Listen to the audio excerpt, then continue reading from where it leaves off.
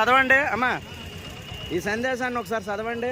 ఎవరు మిమ్మల్ని పంచమన్నారు? ఇక్కడ ఎవరు పంచమన్నారు మిమ్మల్ని? ఏంటిది? సర్వాత్మలకు తండ్రి నిరాకార శివ పరమాత్ముడు ఒక్కడే, వారే శివుడు, అల్లా, యెహోవా. ఇలాంటివి మీరు పంచుతారా ఇక్కడ?